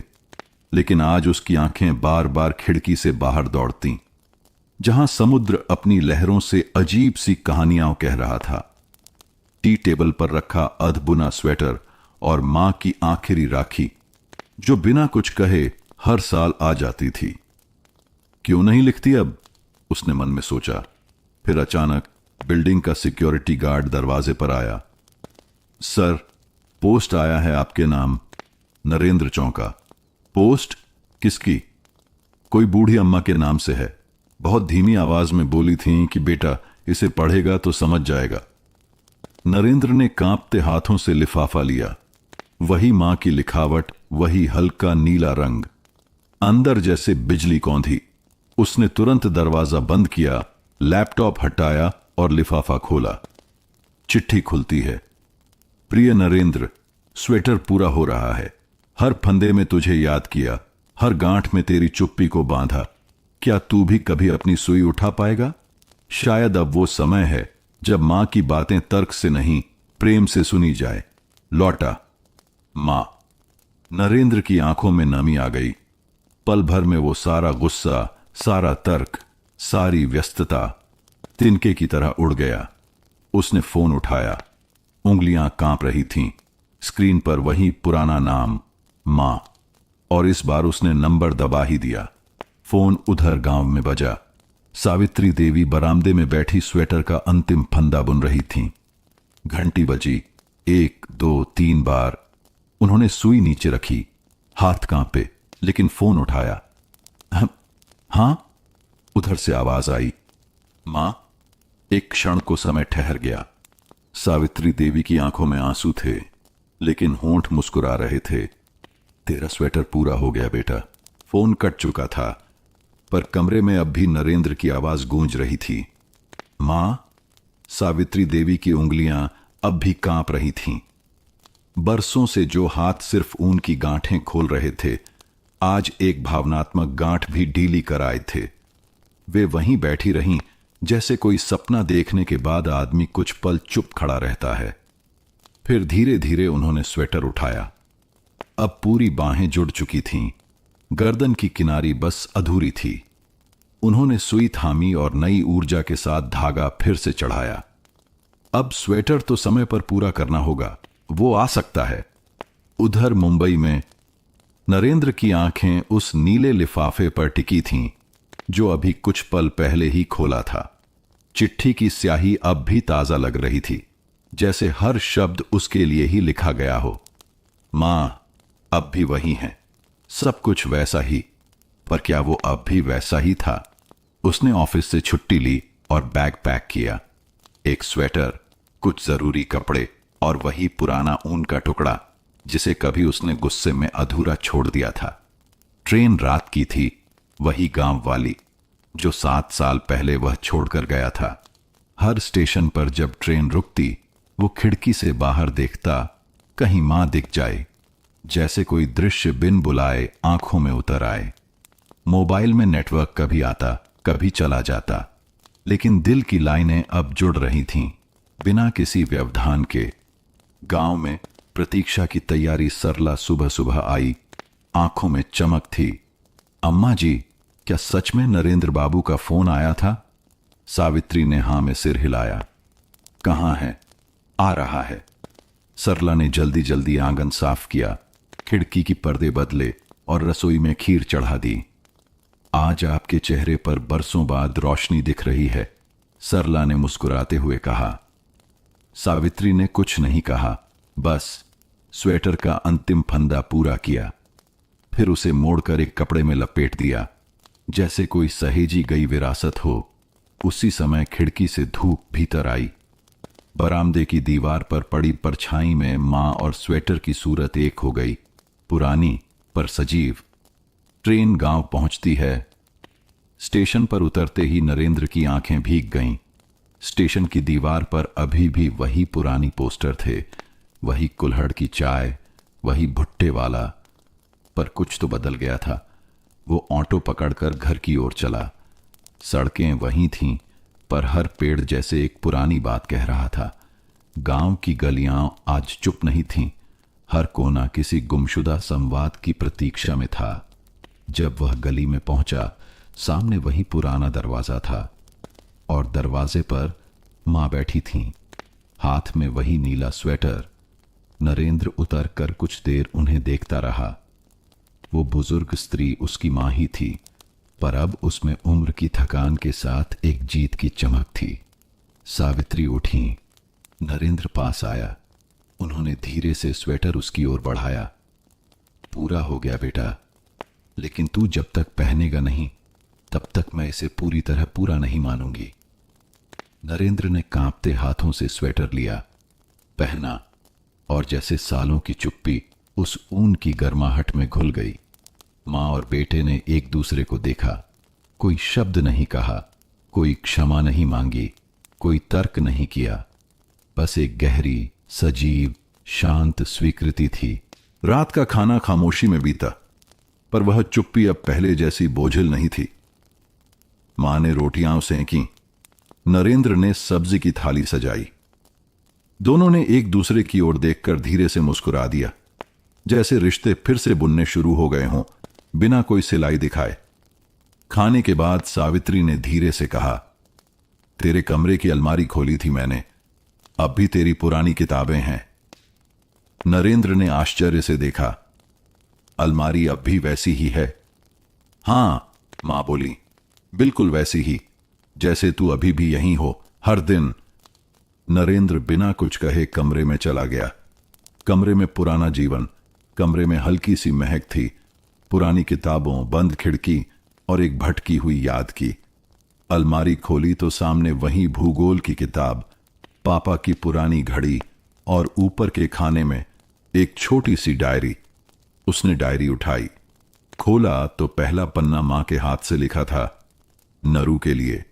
जब तू बड़ा हो जाएगा, ये डायरी तुझे याद दिलाएगी कि बचपन केवल समय नहीं होता, वो जीवन का सबसे ईमानदार हिस्सा होता है। पन्नों में मां की लिखी बातें थीं।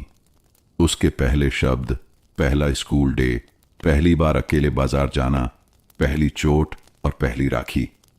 नरेंद्र की आंखें नम हो गईं। उसने पास रखे पुराने बक्से में देखा। वहीं रखा था उसका पहला झुनझुना, मां के हाथ से सिला छोटा तकिया और एक अधूरी चिट्ठी। उसने वह चिट्ठी निकाली। बेटा, मैं नहीं जानती कि हम कब और कैसे अलग हो गए।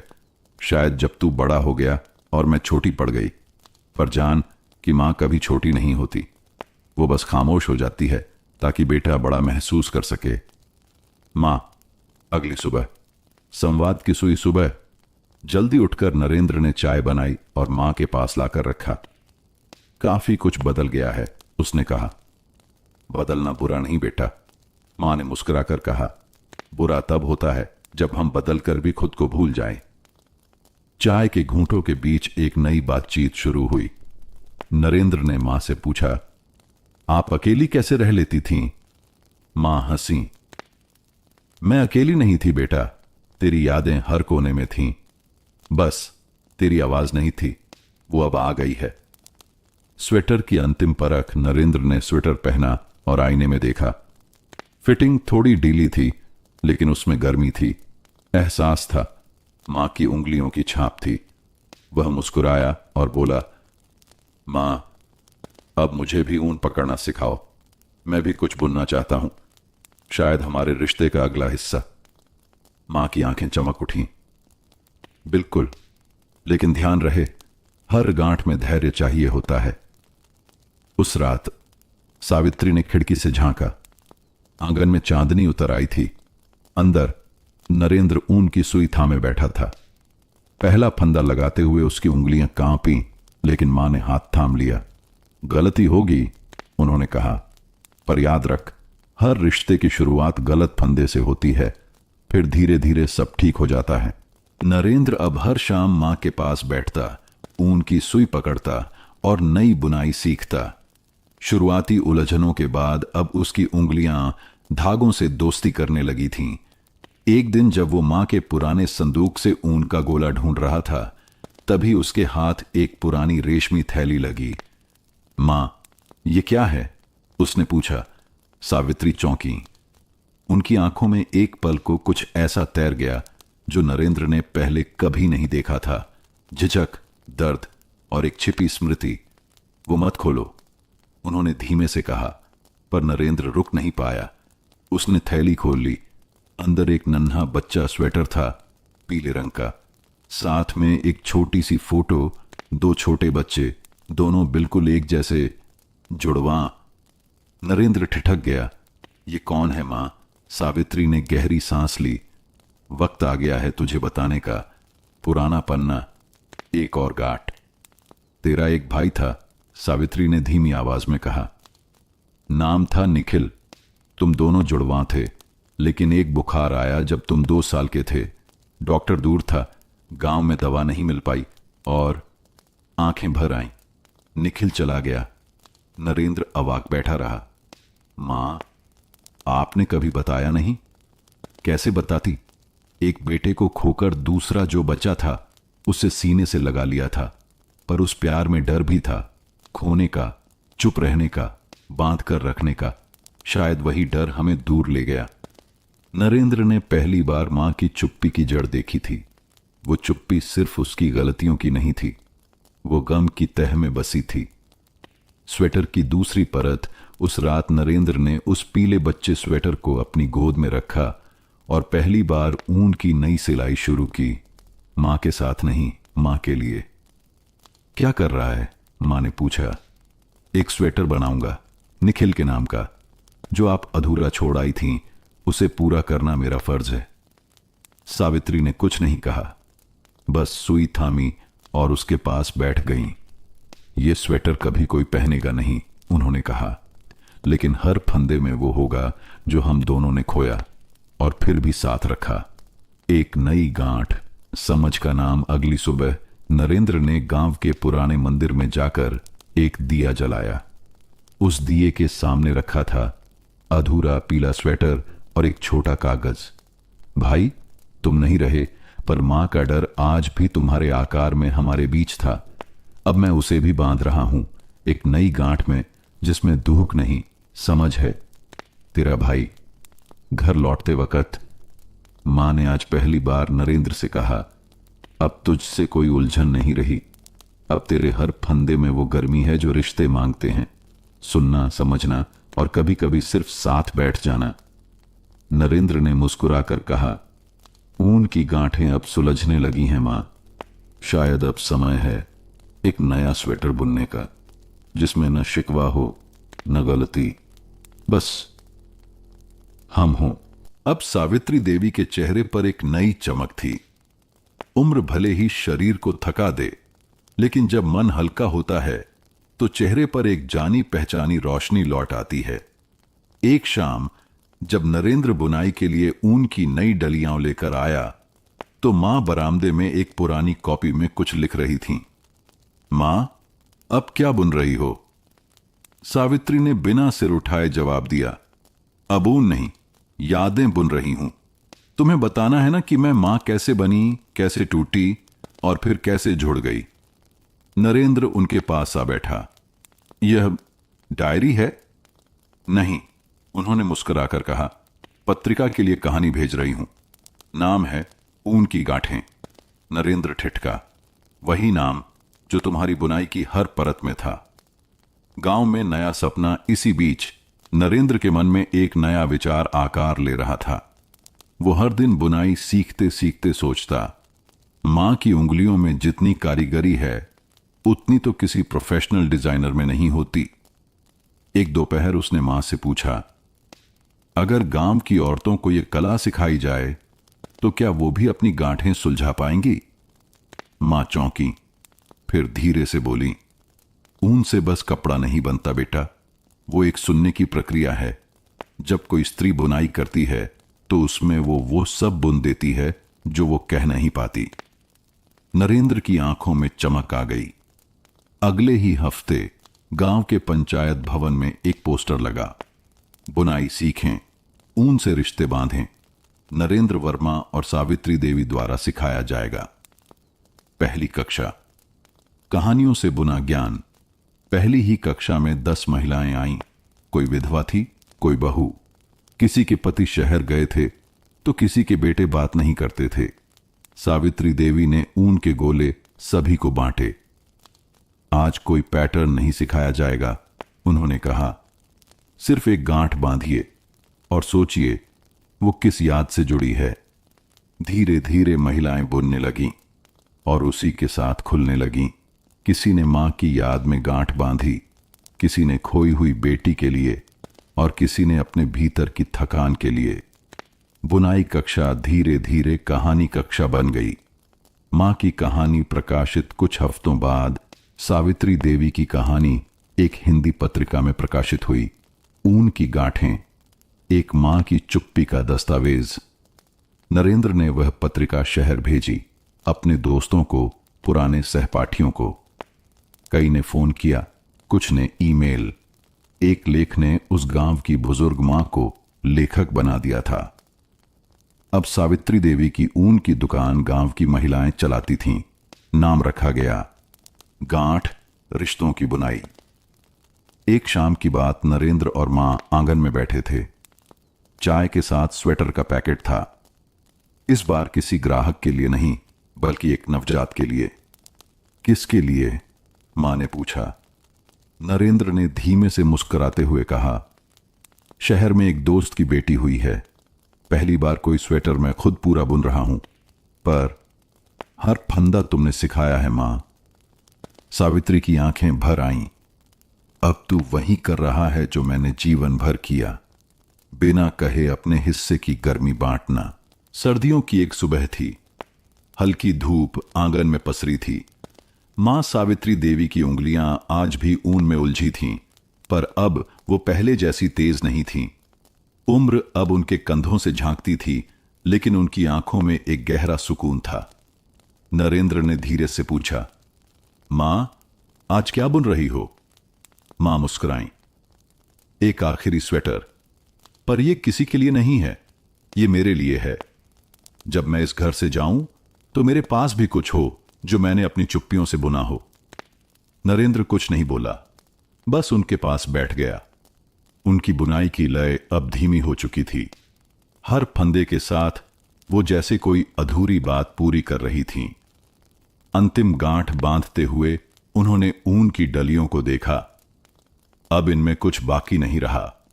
नरेंद्र ने धीरे से स्वेटर को उनके हाथों से लिया और उसे तहकर उनके पलंग पर रख दिया।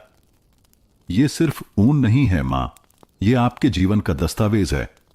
विदाई की रात, उसी रात मां ने नरेंद्र को पास बुलाया। एक वादा करोगे? क्या मां? जब मैं न रहूं तो ये स्वेटर किसी को देना मत, इससे मेरे पास ही रखना। मैं नहीं चाहती कि मेरी चुप्पियां अब किसी और की हों। नरेंद्र ने सिर हिलाया।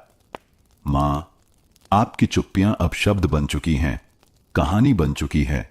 वो हर गांठ अब लोगों को समझ में आने लगी है।